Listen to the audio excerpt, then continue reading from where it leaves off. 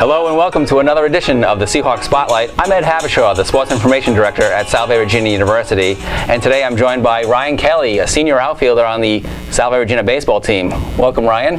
Thanks for having me, Ed. You just had one of the most historic seasons in the history of Salve Regina baseball, both personally and as a team. But I always like to start off these interviews with, how did you find Salve Regina? When did it get on your radar? You're from Bergen Catholic in New Jersey, Waldwick, New Jersey. Yep. So actually came here to play football originally. Todd Parsons, who was here when I was a freshman, and Coach Chesney, football coach, came to my school, loved it, came up on a visit here, and I fell in love with the campus. Matt Kaiser, who's a Bosco guy, Jersey guy, took me around. I just fell in love with the campus, fell in love with the football program, and thought they could compete a lot in the conference. And the academics, I loved it. I thought it was a great fit for me personally, and turned out I'm playing baseball now. I kind of just told Coach Searle through an email I was going to try out, and he's like, all right, talk to me after the fall, and it worked out that I ended up playing baseball instead of football for 4 years. Excellent. And that Coach Sorella was Steve Sorella, who was the then head coach of the program. Yeah, Skip was just, talked to me afterwards, and it's ironic that his son took over, who I think I'm so similar to, which is a good and bad thing, hopefully more of a good thing, but it was a big turnaround having a younger guy. He reminded me a lot of my high school coach, and I do have to thank my high school coach a lot for getting me on the team, for him talking to Coach Eric for me, and that paid off a lot. And it was just great being able to relate well from Coach Burt and Coach Eric, so similar with base running, hitting mentalities, and the philosophy of the game. And I was just excited to get the opportunity to play and start as a freshman, which was awesome. Talk about your recollections of that season playing for Coach Chesney and Coach Parsons. It was a lot of fun. I mean, I really did enjoy football.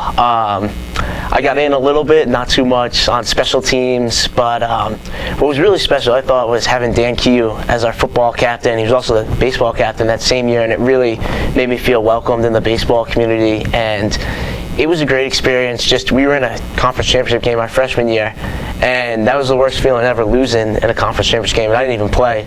But it was a lot of fun. I enjoyed it, and I learned a lot about myself as a player and about just college sports, college athletics too. Dan Q was an offensive lineman for your football team, and then an outstanding pitcher on your baseball team. He threw a no-hitter your freshman year. Yeah, Dan Q was something special. I mean, I thought he was going to be this big, strong fastball pitcher.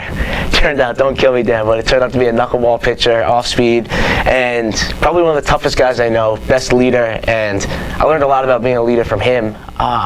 He really got our whole my freshman year, the team together, and to buy in. And I mean, he pitched with a torn UCL his whole senior year.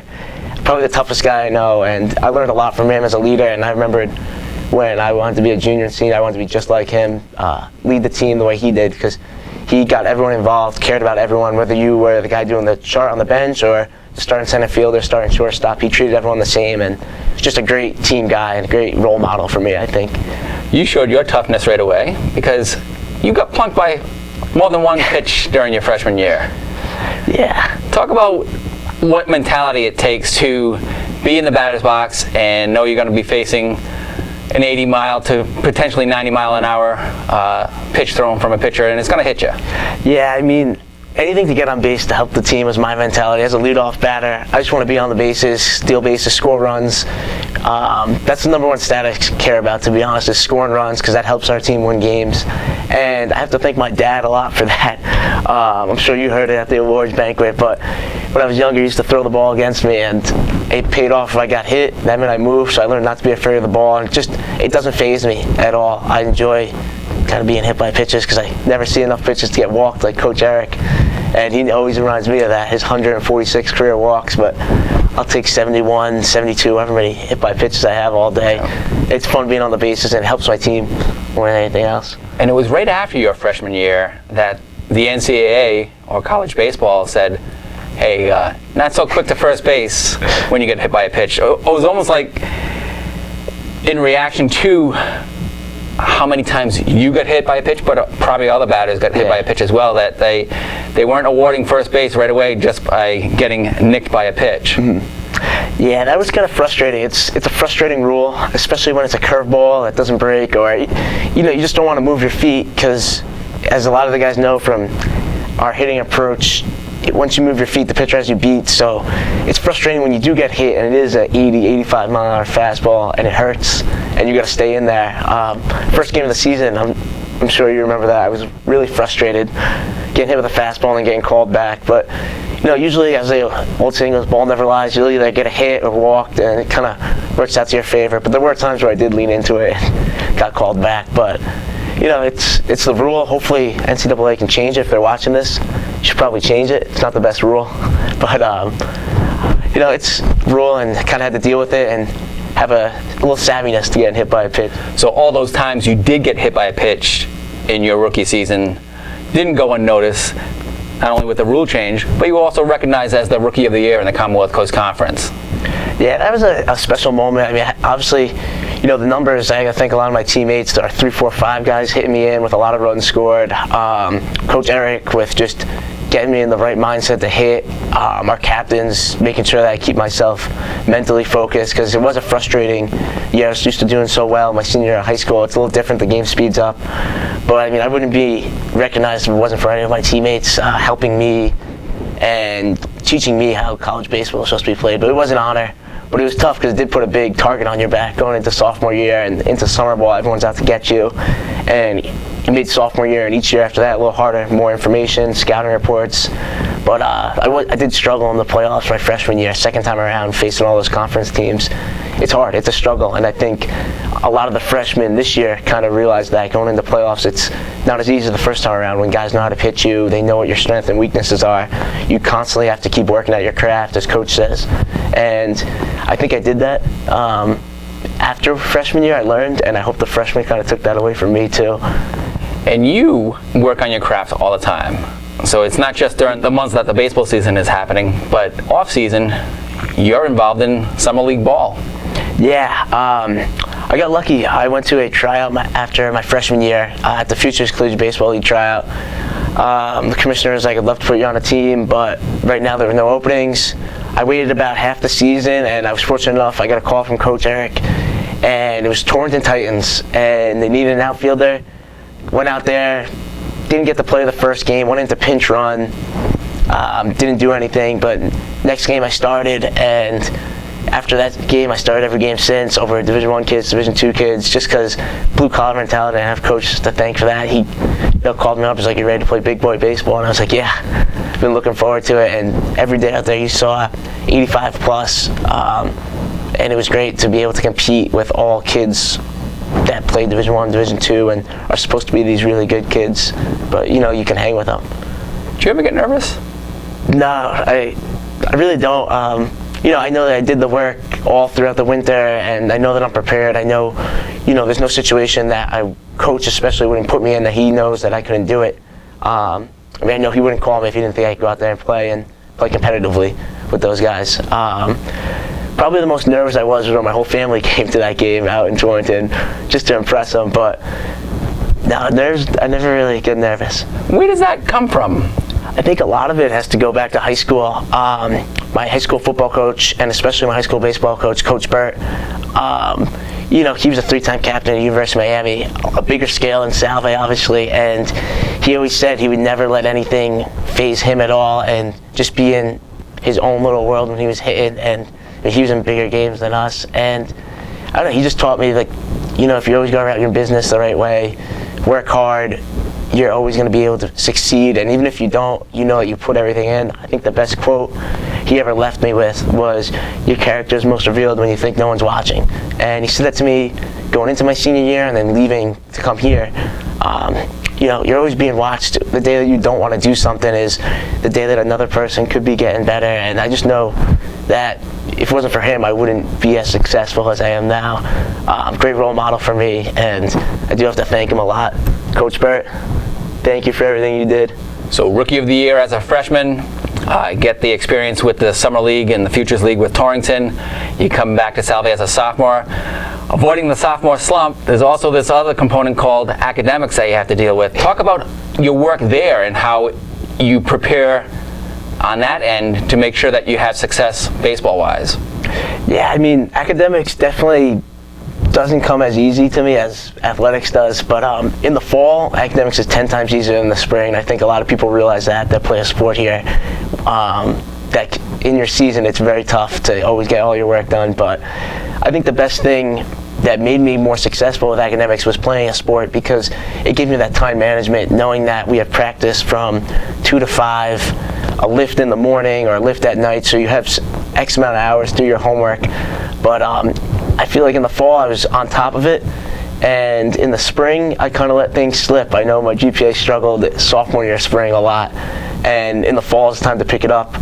But it's tough because of all the classes that you miss, and now at Salve they have the new policy where you're able to get more morning classes, which stinks to wake up at 8 a.m. for class, but it makes it worth it in the long haul, because if you don't get the grades you can't play, and unfortunately some kids don't understand that. But you're here to get an education, and playing sports is a privilege, not a right.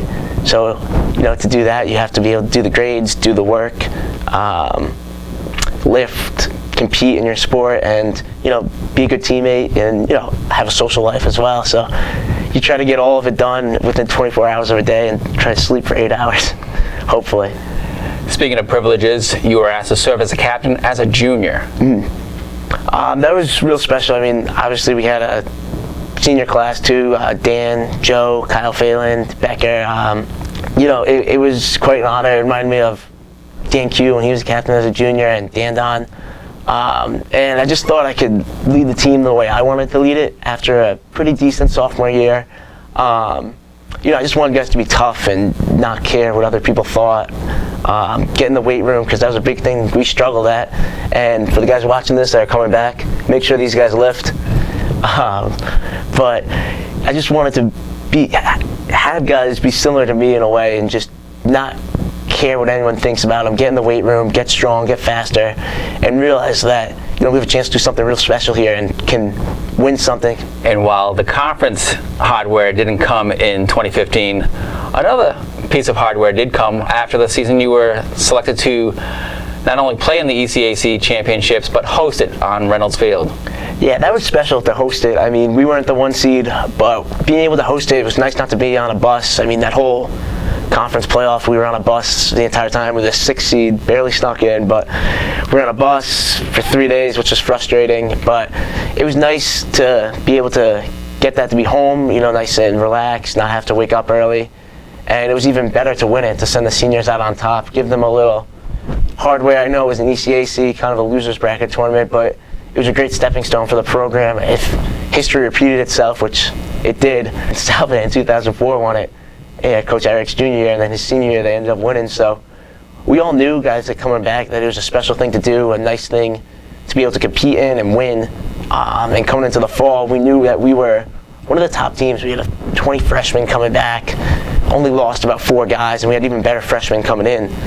And juniors and senior class, myself, and the 4 pitchers. So it was a special moment to win and send the seniors out on top, especially for them. Ryan, you're coming into your senior year. In your first 3 years, you just bleed Seahawk blue and green. Talk about what it means to be a Seahawk to you. It's great. I love it. It was the best decision to play a sport here, play baseball here. I love it. I love every team here. I love going to support other teams. I love when they can come to our games. And it just is, it's important to me. It's you and 38 other of your teammates make the sacrifice to be a Seahawk, and I think it means a lot. It shows a lot of character about yourself that you can get it done in the classroom, and as well as athletics. And I obviously like to have a lot of fun at games and stuff, as I'm sure you saw this fall. I did dress up in the Seahawk costume. Melissa, if you're watching this, you're welcome for dressing up in the Seahawk costume. She asked me to do it, and I said, yeah, absolutely. I learned a lot over the summer about being a mascot through the Futures League. Obviously, you have Worcester Bravehearts. They have a good mascot, Jake the Lion. He was intense mascot. You have the Brockton Rocks mascot. He was pretty good. I did dress up in the Sharky mascot for the Sharks. Tried to imitate those other mascots. So I figured I'd bring a little, pizzazz back to the Seahawk. Usually you see him, he's just walking around. I wanted to have some more fun with it. Throw the frisbee, not taunt the other team, but just like look at them funny and have Oh, some it was fun. borderline. Yeah, definitely borderline. I did get yelled at by the coach at that women's soccer game. I don't remember what team it was. I think it was UNE. It was. Picked up a penny. I picked up some jerseys. Which works out well for you because they don't have a They don't have a baseball team. That would have been bad if they did.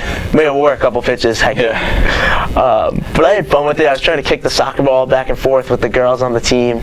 And it was funny because Melissa knew it was me the whole time, so she was laughing. But a couple of the other girls didn't realize until halfway through just who's this person. But it was a lot of fun. I enjoyed it. I hope some other people can kind of be like that when they're in the Seahawk costume. Have fun with it. Enjoy it. I mean, it's something I can cross off my bucket list.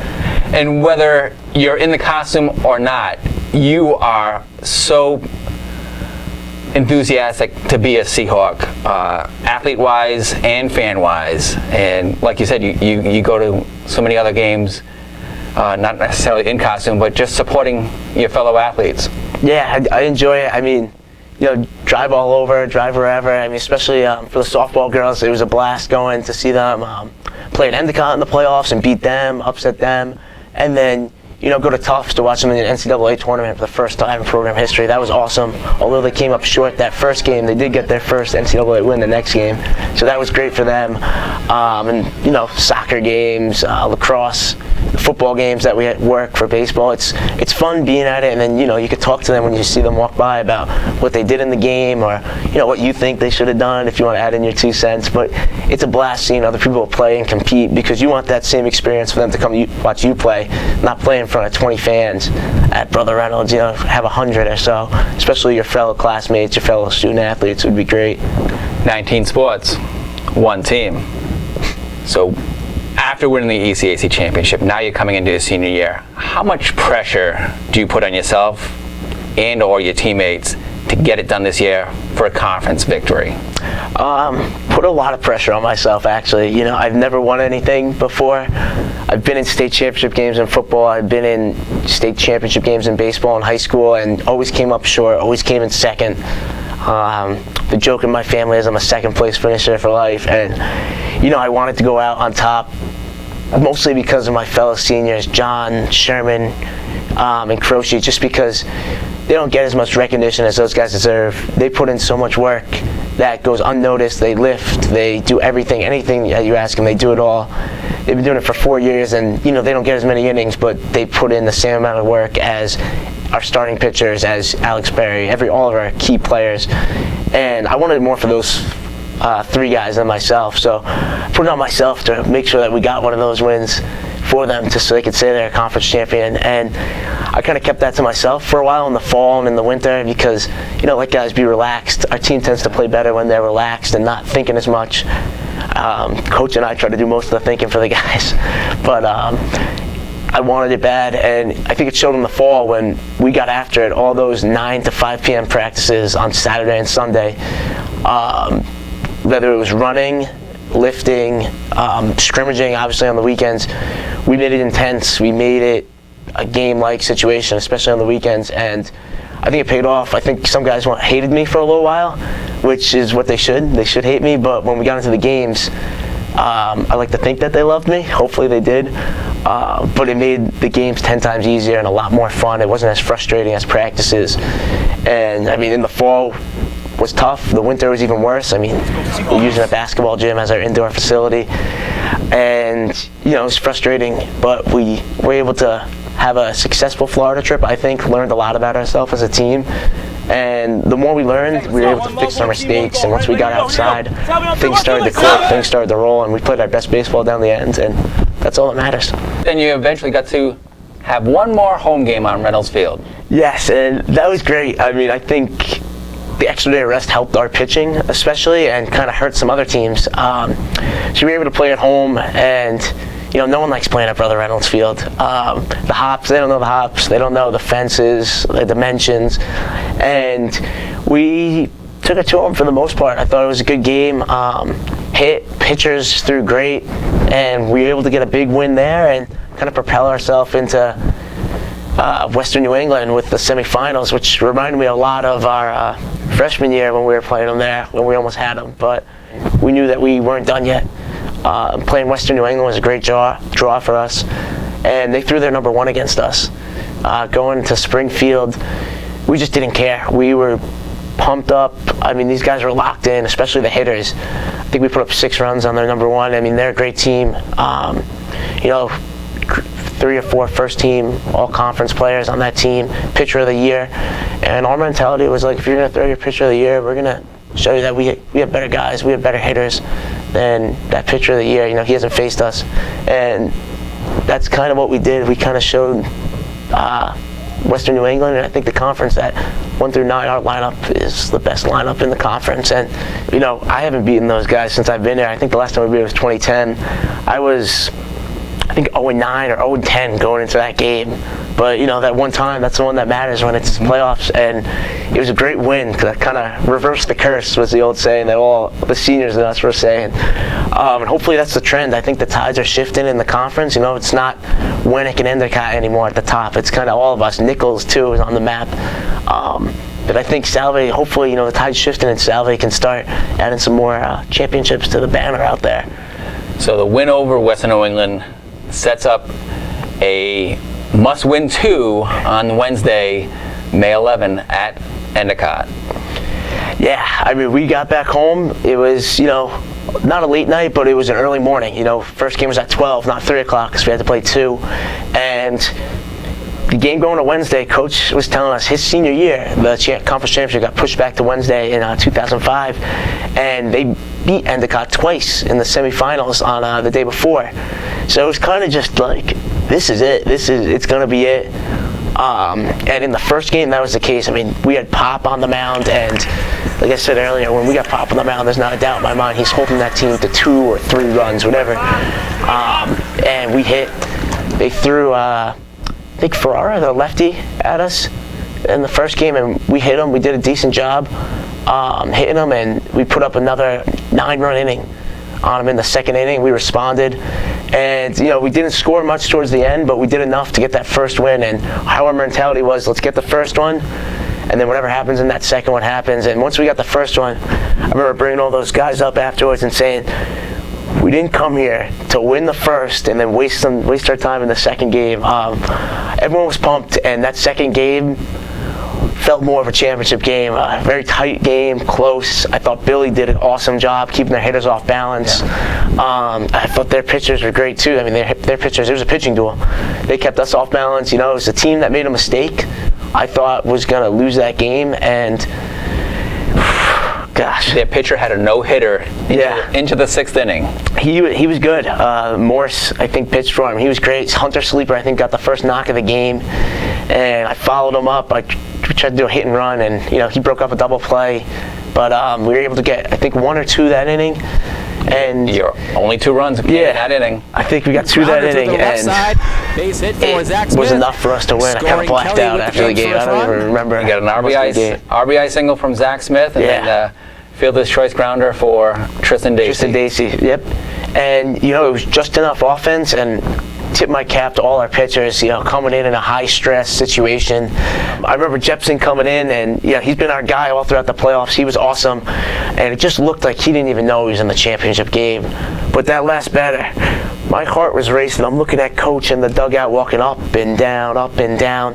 We got foul ball, foul ball, foul ball. Finally, he throws a pretty tight late break slider. I don't even know what it was. All I saw was him swing and miss, and I'm sprinting from the outfield. I got Sherman trying to come and hug me, and I'm knocking him out, getting the pile. That was probably the best experience I ever had. I never dogpiled, and honestly, that's what we said. All of us brought it out, 1 through 9 position players brought it up, and see at the bottom of the pile, we were so confident. Oh gosh, that was the best experience in the world, being able to celebrate it with all those guys. Had a ton of individual awards before that, but nothing beats winning something with a team, winning a championship, especially winning the conference. It's something that no one could take away from any of us as a team, and especially for my fellow seniors. I mean, sending them out was my number 1 goal. I didn't just want it for myself. Those 3 guys earned it. From their freshman year. If you were going to tell me, Sherman was going to be on the team throwing underhand, and McDermott and Croce coming in the playoffs and shutting guys down, it was awesome. They were great, and they're champions, and that's all that matters to us. first team to do that in 10 years, and it's even more special for Coach, I think, and his dad, Steve. First time since he was a player and coaching his son for Skip, and now they're coaching together and getting that first one in 11 years is great, and I was glad I was able to be a part of it, especially as a senior, kind of going out on top. It was something special. You're in center field. 2 outs, runner on second, 2 strikes on the batter. He keeps fouling everything off. How badly do you want the ball hit to you? I was hoping if it was going to be hit to someone, I was kind of hoping it was me, because there was no way I was letting a ball drop in the outfield. Either that or something Militano or sleeper up the middle, consistent. I was hoping for a strikeout or a fly ball, to be honest. But Jepson was great, got a strikeout, but I just remember I'm running in, I'm running back, I see a foul ball, I'm thinking it's coming to center, it's not. I'm like, all right, and now I got to get back. What if it's hit over my head? This kid's hit a couple home runs. And we're looking at the corner outfielders, being like, where are they playing? I'm like, oh, it's too late. Who cares? They're either going to catch it. It's going to be hit to one of us. I think I was having a heart attack in center field. Then I got the guys yelling at me in the outfield, the Endicott fans yelling at me. I'm not listening, trying not to listen to them, but you hear them.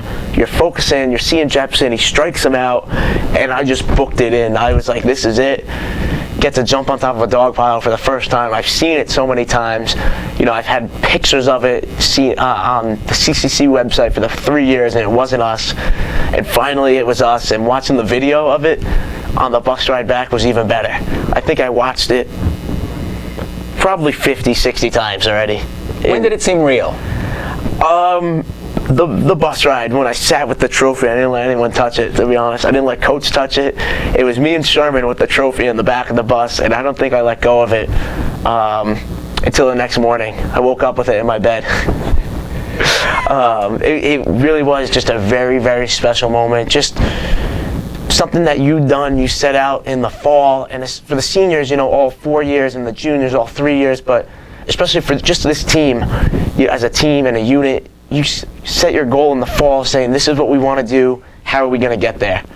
And we went up through a big roller coaster, a lot of ups and downs, and it was great that we came out on top. All the coaches in the conference, I feel like, would say our hitting lineup was one of the best, and it showed when it mattered. We got timely hits. I think if you looked at our RBIs, I think we had 9 or 10 2-out RBIs, which shows how calm we were at the plate, how no one really was nervous. No one got let the spotlight be too big for them, and they were just taking over the game, taking it pitch by pitch, inning by inning, and we were able to come out on top. We won a lot of innings, and that's the most important thing. We were able to accomplish something as a team for the university. I mean, for the baseball program, I think it's a good stepping stone, and it's the tip of the iceberg for especially these younger guys, because I expect it year after year for these guys. They should be able to win every year.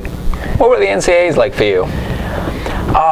That was great. It was our first time back since 2005, Coach Eric's year, and we got a tough draw too. I mean, we played the number 25 ranked team, the number 10 ranked team in the country, and I mean, we were right there with them. You played them well. Right there with them. It was a fun 2 days of baseball, I thought, and it was unfortunate. I thought we could have got one win, which would have been great for the program and all that, but I think it just goes to show that Salve baseball is on the map now, not just in the conference, but on a national level, that we can compete with all these guys, So that's important, and it was great to, show the freshmen, have that confidence, and we come back in the fall that now we don't just want to win the conference, we want to get a win in a regional, and I think they could win a regional next year very easily. That whole team is back, pitching, hitting, and even better guys are coming in. And, with a year under your belt for those freshmen, it makes a huge difference.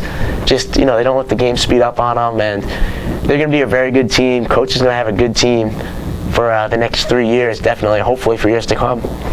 St. John Fisher, your first game opponent in the NCAAs, ends up winning the regional. In that game that we played them, you produce a SportsCenter-worthy highlight. It's a 2-2 score. They have the bases loaded, 2 outs, and the batter at the plate sends a long fly ball deep to left center field. Yeah, their leadoff batter, who I think had 9 home runs, 10 doubles or 19 doubles. He was not a typical leadoff batter. He was a gap hitter, pull hitter. I remember I was playing a little slight pull, and I didn't think the ball was going to hit that far off Pop. Pop doesn't usually let up balls hit that hard, and I see it hit, and honestly, I was just running, and I was like, there's no way this ball's going out. I knew it wasn't going out. It wasn't hit well enough. And I kind of just like, I'm not dropping this ball, and I just wasn't really thinking much, as you could tell, going into the wall. But I remember hearing their bullpen, because their bullpen was a little closer, screaming like fence and stuff, and I was just like, I don't care. I wanted to win so bad for a Pop's sake too. He always gets the short end of the stick. We don't always get enough runs for him. But I was able to help the team, and that's the most important thing for me. I was able to help the team. I just remember hitting the wall and coming back down. I was making sure I had the ball first, so I looked. I just remember holding up my glove the entire time. A little woozy, but I would have to be dead for you to take me out of one of those 2 games, leaving a stretcher, which is kind of what I tell. I didn't even go to the Alex, the trainer. I kind of just walked right. I was like, I'm up second, let's go. But it was just, it was a pretty good catch. Usually it works out the way you make that great catch, you lead off the next inning. Yeah. Why didn't you work that out? I don't know. I'm blaming that on Vargas, the 8-batter. But it was great to be able to keep our team in the game for a little bit longer, and we had a couple chances. We had a chance to kind of put 2 across in 1 inning. One of the innings I was up, you get a hit there, instead of a sac fly, you get 2 runs instead of 1, and we get thrown out at third, But it happens. That's baseball, You could square up a ball and the kid catches it, and then you roll over and it goes for a hit. But And in your last game as a Seahawk, Ryan, you not only went 4 for 4, but you're batting leading off the bottom of the 9th inning. We're the home team, and you get a base hit there. You score a run. You make this a game where Salve has the potential to win this game with the last batter at the plate. Yeah, I remember I was down 0-2. I looked over at Coach in the third base box, and I think he knew there was no way I was getting out in my last at-bat. At that point, I kind of realized, this could be it. Battled a little bit, and I was lucky enough to get a hit and, get the second on a balk and then scoring a single. Just so happy that we were able to kind of make a little comeback. We're 5-3, and, we got 1 out, I think, and we got the middle of our order coming up, and I thought we could at least tie it and maybe get this in extras, because I didn't think they had enough pitching to go into extras. We had more than enough pitching, but definitely a great experience to sum up the NCAAs. I wouldn't trade it really for anything, because those guys, I'm glad they were able to get the experience, and like I said earlier, I think they're going to be back in a regional year after year, and it's going to be Salve, the team to beat, hopefully getting a 2 or 3 seed, not in Mid-Atlantic Regional, but the New England one won't get shipped out. How much is Ryan Kelly the same as when he entered Salve Regina 4 years ago? Not the same. I think I was 150 pounds when I came in, and now I'm 180, 185. Definitely not the same physically, definitely not the same mentally, definitely not the same really at all. I was able to put on a lot of weight thanks to Tom and Mark down there.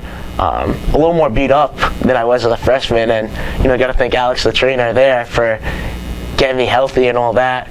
But a little older, a little more wiser. As I always say, I'm the old man on the team, which is only 22, which isn't that old. But I remember my freshman year, we had 24-year-olds, and but I always kid around with the guys, be like, this horse is on his last legs and stuff. But definitely I feel like a more matured baseball player. Calm, being able to be like, it's okay, you have another at bat, and just being able to teach the freshmen better than I did my junior year, which I thought I did a decent job, but this year I thought I did a okay job. You had Zach Smith, who I think just won Rookie of the Year in the region, so 2 years in a row we're getting Rookies of the Year, so I like to think I did something right with them. How much has family meant to you? Family is a big important thing, my family especially first, for all the games they came to. My mom, especially this year, I think traveled almost every game, which is the first time, it could be the last time she saw me play at a game or in Florida. They're great. They're my #1 fans. They're all awesome, and I was glad they were able to make it to all the games. But this Salve baseball family, I always tell these guys, you guys are a second family to me. I would do anything for them. I tell them never hesitate to call me. We really are a family. I mean, I tell them you need help at 2, 3 in the morning. I said call me. I'll find a way to, help you out or anything you need. If you're struggling hitting in the classroom, I always tell them, I say, I may not be the smartest person, but I can get you the help that you need and put you in the right direction. I love all these guys. It stinks to be done with them all, but winning a championship with these guys makes it all so much better for when you can look back, and I come back with all the seniors on alumni day and get to look back and be like, we did this as a team. Every year you get a new team, new teammates, but it's nice to have something to hold on to together as a team, and especially with a very young team who at first I don't think they liked me as much, but they started to come around when I knew they could be so much better than what they were, and they all helped us win. We needed everyone on our team to help us win, whether it was being our 4 or 5, 6 batter, being our bullpen guy, being our starting pitcher, or guys buying into their role in the dugout, being the rah-rah guy in the dugout, picking guys up, doing a chart. I care about all those guys equally, and I think they all do too, and I think that's what really brought this team. We gelled a little bit after a tough Florida trip, and after winning a bunch of games in a row towards the end, guys were like, we can do this. We can play with all these teams, Western New England, Endicott, and beat them. So it means a lot. I'm gonna miss all these guys. It's tough to let go, and I don't think it's hit me yet. It probably will this Thursday when I'm heading home, and you realize all these guys are going to play summer ball and enjoy it, and then come back to a new family that hopefully Militano can then take over and make that his family. He reminds me of myself, so I'm hoping that he can do the same thing I did and be able to start a new family and have a new goal of not just a conference championship, but more than that, being able to take these guys into a regional with a couple wins in it and have a chance to be a game or 2 away from a College World Series. And Ryan, because you were busy winning a conference championship on Wednesday, May 11, when Salve Regina was hosting its senior brunch for our over 100 senior athletes, we were missing you, Alex, Mike, and John. Jordy Moradian, our athletic director, said, once a Seahawk, always a Seahawk. So I want to congratulate you on an outstanding 4 years. Thank you. I want to thank folks out there for watching this, our final edition of the Seahawk Spotlight for 2016. My thanks to Ryan Kelly. My name's Ed Habershaw. Be sure to watch all 99-second episodes on salveathletics.com and Seahawk Spotlights as well. Thank you. Go Seahawks.